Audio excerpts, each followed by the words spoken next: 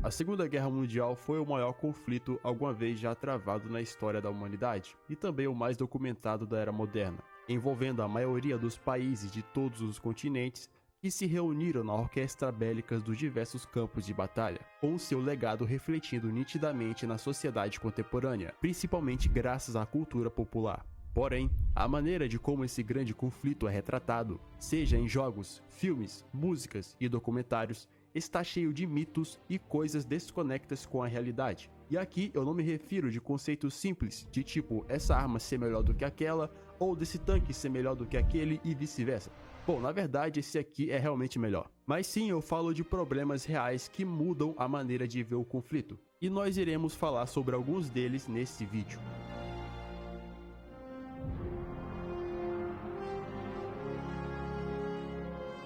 Começando logo com a questão de todo um teatro de guerra sendo literalmente ofuscado e pouco relatado. E aqui eu estou me referindo da guerra entre a China e o Império do Japão, também conhecida como a Segunda Guerra Sino-Japonesa. Na maioria dos documentários que descrevem o conflito na Ásia, sempre começa em 1937, com os samurais invadindo a China, e sobre as ações nada convencionais do exército imperial japonês em batalhas como Xangai e Nanking, para não dizer coisa pior. Os nazistas são caracterizados como desumanos, estilosos e etc, mas isso não é nada comparado com os crimes de guerra dos aliados, quer dizer, dos japoneses. Sério. Esses caras eram brutais. Não é à toa que eles ficaram famosos por usarem táticas desumanas praticamente durante todo o conflito. Mas voltando ao assunto, depois da China ser invadida pelos japoneses, você é diretamente teletransportado para 1941 com o ataque de Pearl Harbor e com parte das ilhas do Pacífico e do oeste da China sob controle do Japão, já no início da Guerra do Pacífico. Isso te leva a acreditar que a Guerra Sino-Japonesa terminou após 1937, com a China sendo anexada e controlada, ou até mesmo ficando fora de toda a guerra. Mas meu amigo, nada disso é verdade, pois tanto a China quanto o Japão lutaram intensamente durante todo o conflito até 1945, com baixas que se igualam ou até mesmo superam a letalidade da frente oriental entre o eixo e a União Soviética, com muitos relatos de que ocorreram cerca de 15 milhões de baixas militares, somadas a mais ou menos 20 milhões de baixas civis, o que é bastante coisa. Obviamente são métricas e nem tudo é verídico. Mas para fim de comparação, se você pegar todas as mortes da Guerra do Pacífico e comparar com baixas de batalhas menores entre China e Japão, você vai ver que a guerra com os Xinjiangs foi quase 5 vezes mais fatal do que todo o confronto no Pacífico. E a guerra da China não ser tão descrita e debatida entre a comunidade histórica e a geral é um verdadeiro crime de guerra. Comparado a outros frontes como África, Europa e Pacífico, vemos que o fronte na China foi tão colossal e brutal quanto esse, e também bastante interessante na perspectiva militar. Durante a guerra ocorreram infinitas batalhas, e sim, eu posso usar essa palavra pois estamos falando da Ásia, como as batalhas de Wuhan, Hainan, as batalhas de Changsha, uma cidade vital em que os japoneses tentaram tomar várias vezes por 5 anos, e a batalha de Xangai, que é batizada de a Stalingrado Asiática, o que é uma comparação justa se formos olhar a batalha em si, com tropas chinesas defendendo casas e prédios inúmeras vezes das hordas dos japoneses. Então aqui tu pode perceber o quão colossal foi o conflito na China durante a Segunda Guerra Mundial. E sim, vale a pena se aprofundar no assunto, porque as fontes em português são quase nulas, o que é diferente do descrito sobre a frente oeste dos aliados em 1944, o que leva ao nosso próximo problema. Mas antes de você continuar o vídeo, considere ajudar esse canal sendo membro ou enviando uma contribuição monetária, se você quiser, claro. A sua ajuda será de grande importância para manter o esforço de guerra neste canal, então conto com você.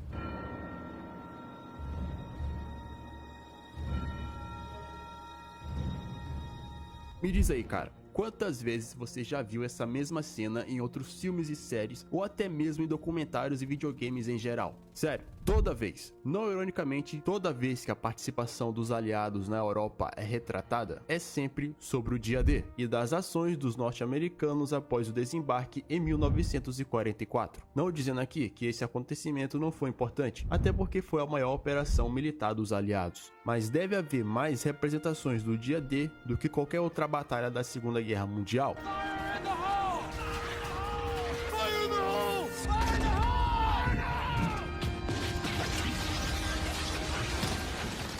Estamos prontos, protejam-se para o outro lado!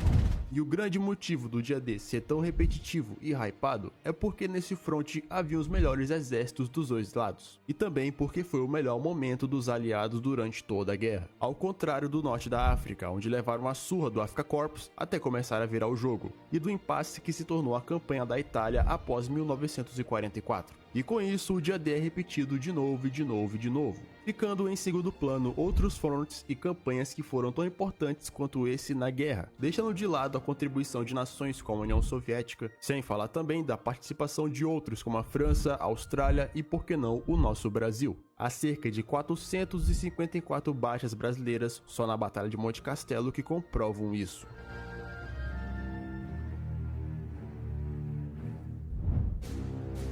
O próximo problema sobre o retrato popular da Segunda Guerra Mundial é de que os alemães foram imbatíveis até chegar na Batalha de Stalingrado, onde o curso da guerra mudou, o que não é preciso desmentir muito e dizer que isso é fake. Fake Natty! Sem dúvida, não havia um exército à altura da máquina de guerra de Hitler até meados de 1941 e 42. E até dá pra entender por que as pessoas gostam de apontar isso ao olharem o cenário de todo o conflito, tanto pelas táticas alemãs quanto pelos mitos criados em cima dos soldados. Mas no geral, isso é um costume muito ruim, afinal eles perderam a guerra. Durante as primeiras campanhas de 1939 e 1940, houveram batalhas em que os alemães literalmente perderam ou falharam em seus objetivos. Por exemplo, a invasão da Polônia, que não foi um passeio no parque como muitos dizem ter sido, e na ofensiva no oeste contra os Países Baixos, onde os notórios paraquedistas alemães, os Fallschirmjägers, falharam em tomar a cidade de Haia, literalmente saltando de paraquedas para serem capturados pelo inimigo. Isso se repetiu durante outras lutas na campanha da França e demais operações, que de fato provaram que a Wehrmacht não era um exército perfeito. Mas obviamente isso foi ofuscado, tanto pela genialidade de seus comandantes, quanto pelos erros dos aliados. Afinal, que outro país tomou Holanda, França, Bélgica, Dinamarca, Portugal, Espanha, Schweiz, Liechtenstein, Luxemburgo, Polen. É literalmente 6 semanas de guerra, e chegamos na frente oriental, onde muitos insistem em dizer que os alemães eram imparáveis. E de fato foram mesmo. Porém ocorreram inúmeros impasses e atrasos durante a Operação Barbarossa, tal como a Batalha de Smolensk, onde as tropas soviéticas conseguiram atacar os alemães por um certo momento, mas claramente isso não foi o suficiente para parar o avanço dos nazistas. Mas no final de 1941, eles sofreriam a primeira grande derrota da guerra, ao tentarem tomar a capital Moscou e falharem miseravelmente, o que deu a chance dos soviéticos de realizar uma bem-sucedida contra-ofensiva, o que fez com que os alemães nunca mais pudessem lançar outro ataque a Moscou,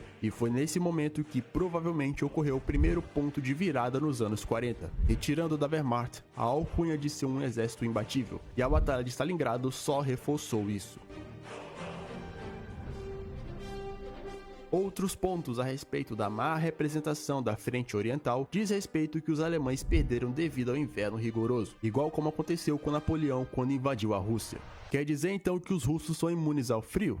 Interessante. Napoleão perdeu mais tropas lutando no calor do que no inverno, e isso é fato. Porém, estamos falando do rigoroso inverno russo. E sim, isso contribuiu para a derrota alemã, mas obviamente foi devido também às péssimas condições dos alemães, com o mau abastecimento da cadeia de suprimentos e das sucedidas contra-ofensivas dos soviéticos e da recusa dos mesmos de cederem suas terras aos invasores, bem como também erros e intervenções que aconteceram no lado da Alemanha. Outra má compreensão é de que os soviéticos são sempre subestimados, com os alemães possuindo as melhores táticas de guerra, enquanto os russos eram obsoletos e recorrendo sempre a ataques de ondas humanas para vencer alguma batalha. E é engraçado que até hoje isso é vendido da mesma maneira. Mesmo com os soviéticos estando em uma situação tão desesperadora quanto aquela em 1941, ainda há de se crer que havia um certo profissionalismo nas suas fileiras. Afinal, ambos os exércitos estavam páreo a páreo.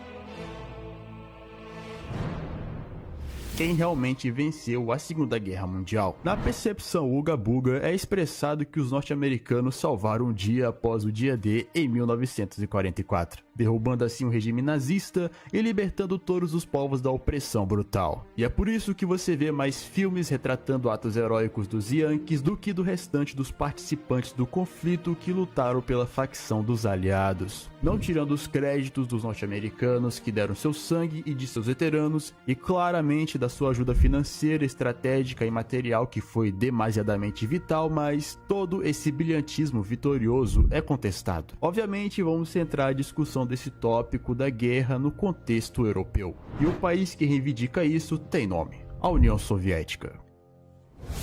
Ao analisarmos bem todos os fatos da Segunda Guerra Mundial e os seus motivos, surpreendentemente vemos que todo o desenrolar do conflito se deu majoritariamente devido ao choque entre dois grandes e distintos impérios, a União Soviética e o Terceiro Reich. Os nazistas e os comunistas se colocaram em rota de colisão desde o momento em que Hitler subiu ao poder. Uma hora ou outra, a guerra chegaria nas fronteiras de ambos os países que se diferenciavam ideologicamente. Além disso, a URSS possuía um território economicamente vital na qual Hitler pretendia conquistar, o que só interliga esses dois grandes estados nos reais motivos da Segunda Guerra Mundial ter sido desencadeada. Somado a essa linha de pensamento, leva-se em conta que 80% dos combates de toda a guerra ocorreram na temida Frente Oriental. E o moedor de carne do leste esteve ativo desde o início da Operação Barbarossa até a tomada de Berlim. Os russos não tiveram de lidar apenas com um único atacante, mas também com o restante do time do eixo, estando escalados os italianos, húngaros, romenos, finlandeses, croatas, eslovacos e espanhóis. Literalmente toda a Europa caiu na porrada contra a União Soviética, que em contrapartida destruiu sozinha cerca de 600 divisões inimigas. Em decorrência, os soviéticos tiveram cerca de 27 milhões de fatalidades entre civis e militares, o que torna as 420 mil baixas dos que recebem o maior crédito pela vitória algo incomparável. Agora, finalmente saindo da questão numérica, sim, os americanos tiveram um papel importante na derrota tanto da Alemanha quanto do eixo em si. Leva-se em conta também que a abertura de uma frente ocidental na Europa significou a Hitler a dividir suas forças. Ainda assim, eles enfrentaram o que sobrou da elite da Wehrmacht, as temidas divisões Panzers do Heer e da Waffen-SS. Mas é claro, nenhuma batalha na frente ocidental se compara com a magnitude da frente oriental. Enquanto os norte-americanos tinham a premissa de libertar os oprimidos, os soviéticos em paralelo estavam fazendo a maior parte do trabalho sujo, lutando praticamente pela própria existência de sua nação. Discordando ou não de qual propaganda foi mais efetiva nesses 80 anos, graças aos esforços sobre-humanos da União Soviética, indiretamente fez com que vencesse a Segunda Guerra Mundial, salvando o dia como dizem por aí.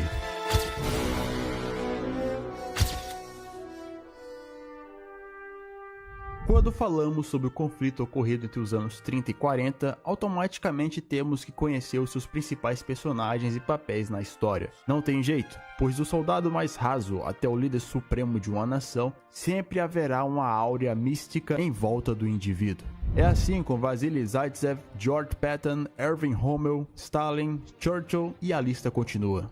Mas hoje escolhi falar um pouco sobre Winston Leonard Spencer Churchill, ou apenas Winston Churchill, o líder de ferro da Grã-Bretanha. Churchill teve uma atuação deveras importante para a sucessão dos eventos nos anos 40. A sua figura imponente e seus atos de oposição a Der Führer e o restante da coalizão do eixo fizeram do mesmo uma verdadeira lenda, e um exemplo de liderança seja dentro e fora da política.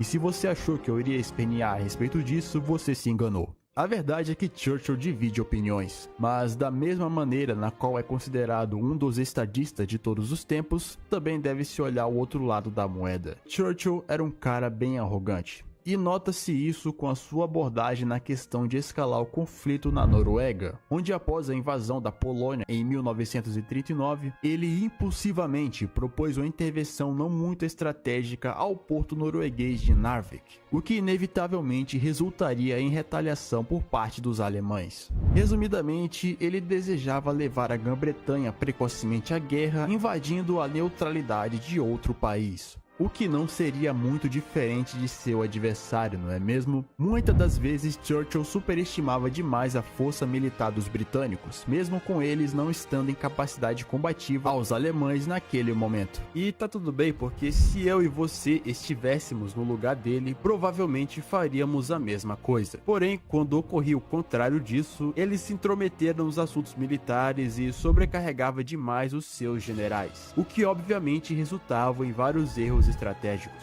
Percebemos o mais grotesco deles na campanha do norte da África.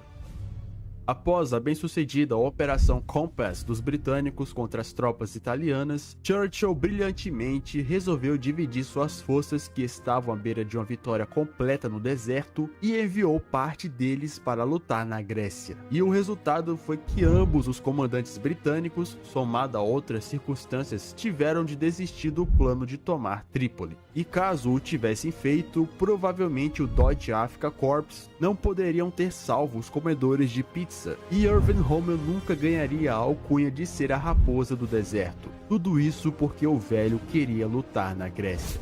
Talvez esse é o momento de dizer que o papel de Churchill como primeiro-ministro não seria de administrar o campo militar, mas parece que alguém se esqueceu de dizer isso para ele na época. Desde Galípoli até seu encargo na Segunda Guerra Mundial, Churchill demonstrou ter sido uma pessoa severamente arrogante e soberba. Mas fica aqui a reflexão, pois sem Churchill, a Inglaterra com certeza estaria perdida, mas com ele, esteve à beira do desastre por várias vezes. Isso só evidencia que líderes históricos não são seres místicos como Hollywood tenta retratar, mas sim seres humanos que possuem os mesmos defeitos como egoísmo e qualidades como perseverança.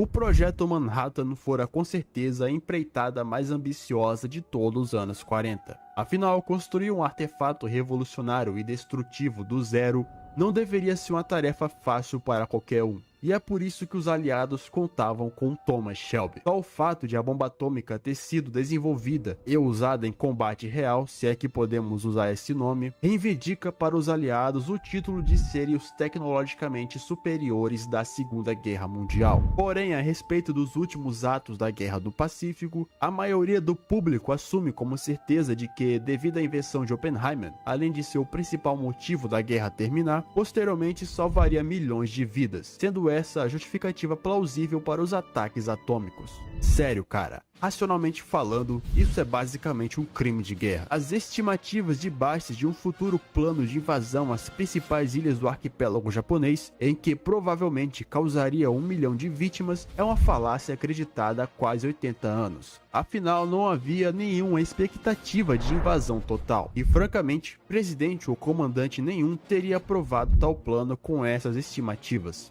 E o que essa estimativa basicamente disse seria de que os americanos sofreriam mais baixas invadindo o Japão do que todas as baixas sofridas por eles até então na Segunda Guerra Mundial. A premissa do uso da bomba atômica para encurtar a guerra é aceito. Porém, quando nos aprofundamos, percebemos que os ataques atômicos foram executados principalmente por circunstâncias políticas do que humanitárias. Até porque é totalmente irracional você bombardear uma segunda cidade cheia de civis após o primeiro ataque atômico da história. E novamente, as pessoas se esquecem do papel vital que a União Soviética possuíra na narrativa da Segunda Guerra Mundial. Quando dias após o primeiro ataque atômico da história, uma pequena força soviética de cerca de 1 milhão de soldados rompeu marcha e iniciou a ofensiva no Extremo Oriente. Joseph Stalin já havia indiciado, mesmo antes de 1945, que ajudaria os aliados contra o Japão. Os soviéticos pretendiam tomar parte na ocupação e administração do Japão derrotado, o que foi mais um motivo para o presidente Truman demonstrar o poder bélico norte-americano para os soviéticos, por meio dos trágicos ataques atômicos. Logo, isso culminou na humilhante rendição do Império do Japão e de sua sociedade tradicional, dando espaço para a influência norte-americana e, inegavelmente, finalizando a Segunda Guerra Mundial. O ponto destacado aqui não foi de desmerecer esse evento final da guerra, mas de apenas trazer outra perspectiva do que realmente motivou a terraplanagem inescrupulosa de Hiroshima e Nagasaki. As bombas realmente tiraram e salvaram inúmeras almas. E utilizar isso como catalisador de minhas verdades sobre a estimativa de que 1 milhão de vidas seriam perdidas em uma improvável invasão ao Japão foi algo que os norte-americanos souberam aproveitar muito bem na sua propaganda do pós-guerra. Isso aqui é clássico. não se pode falar sobre a Segunda Guerra Mundial se ao menos recair nessa próxima hipótese, de que os nazistas poderiam ter vencido a guerra e da percepção popular de que o eixo poderia ter dominado o mundo. E há realmente suposições plausíveis de cenários e circunstâncias onde os nazistas supostamente poderiam ter ganho a Segunda Guerra Mundial, caso o Japão não tivesse atacado Pearl Harbor e Hitler não tivesse declarado guerra contra os americanos, ou se o Steiner tivesse contra-atacado, enfim, são várias brisas. E não há nada de errado em teorizar se a história tivesse tomado um rumo diferente. Porém, o que torna isso desproporcional é o fato de que os nazistas são sempre retratados como se pudessem e quisessem ter dominado o mundo. Quer dizer, Hitler provavelmente não possuía nenhum plano para isso, porque seria literalmente impossível, correto? Seria mais provável que a Alemanha afundaria em uma guerra interminável contra Stalin do que qualquer outra hipótese. E, se analisarmos bem a Segunda Guerra Mundial, veremos que o maior inimigo da Alemanha foi o próprio Hitler e as pessoas em seu círculo de poder que o sabotaram. Porém, mesmo assim, somos levados a crer que o eixo, especificamente a Alemanha, queria dominar o mundo. Literalmente em 1984. História e ficção são coisas que, se você misturar, resultará em um filme de Hollywood. Não é relativizando, mas a história realmente é escrita pelos vencedores. E dá para imaginar sobre o que os países do eixo falariam nos livros de história caso tivessem realmente vencido a Segunda Guerra Mundial. Mas como não venceram, isso fica apenas no campo das ideias. Enfim, meus amigos, esses foram alguns tópicos sobre a percepção deturpada que muitos possuem da Segunda Guerra Mundial. E se você concorda ou discorda de alguns desses pontos, fique à vontade para deixar um comentário abaixo. E caso queira sugerir mais tópicos ou um tema específico de vídeo, também será bem-vindo. Tenha um bom dia.